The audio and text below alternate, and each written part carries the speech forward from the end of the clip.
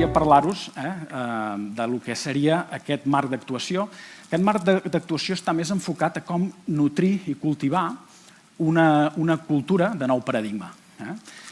És un marc que el podeu trobar en un llibre que es diu Reinventando las organizaciones, de Frederic Laloux, que investiga uns 5 canvis de paradigmes. Diu que hi ha 5 paradigmes actius, però que anem evolucionant, això és com una matrioshka, cap al color til, que és el darrer, aquest turquesa que podeu veure al cercle colindant exterior. El primer que podeu veure aquí, el primer paradigma, és el vermell, que és aquesta gestió d'organitzacions basat en el poder, en crear coaccions, on la gent té molt poc marge d'actuació. El següent paradigma, que és el beix o el groc que podeu veure a continuació, és organitzacions molt jeràrquiques on es valora molt l'estabilitat i la fidelitat a tots els nivells. El paradigma taronja és el paradigma que encara tenim més dominant, és el que caracteritza el paradigma del Porter, de l'avantatge competitiu, el paradigma d'invertir en innovació per ser més competitius, i és el paradigma també de rendició de comptes i de compliance, que també s'ha parlat abans. És el paradigma més actiu que tenim actualment en aquest moment. I després tenim els 2 següents, que ja són els que es diuen, els que marquen el llindar del nou paradigma. Un és el verd. El verd és el paradigma del generar un ecosistema d'actors, de la col·laboració, de generar una tribu, una sensació de pertinença a les organitzacions.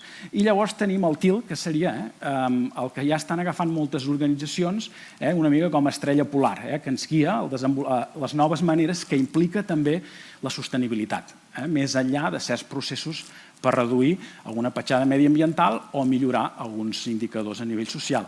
I aquí implica també crear una cultura til, implica també el fomentar la descentralització de l'estructura empresarial, passar de jerarquies piramidals a incentivar la creativitat i l'autogestió amb equips petits, autogestionables, que prenen decisions on està el problema, a treballar molt la consciència organitzativa i l'alineació del propòsit i els valors entre l'empresa i les persones que formen part de l'empresa i el seu ecosistema d'actors, i el treballar el que és un propòsit evolutiu. La idea del propòsit és una llavor, per portar-te a fer un procés de reflexió en el qual al final el que acabes, el producte d'aquest procés de reflexió és quin rol vols que tingui l'empresa en la societat i al planeta avui, i de cara al futur. El propòsit evolutiu vol dir que aquest propòsit va canviant. El món canvia molt, estem en un bombuca i és important que fem un exercici de revisió a través de la roda que heu vist abans del nostre propòsit i alinear-lo també perquè sigui un propòsit rellevant per nosaltres, per l'empresa, per la societat i les comunitats en les quals nosaltres operem i també pel planeta, el sistema planetari.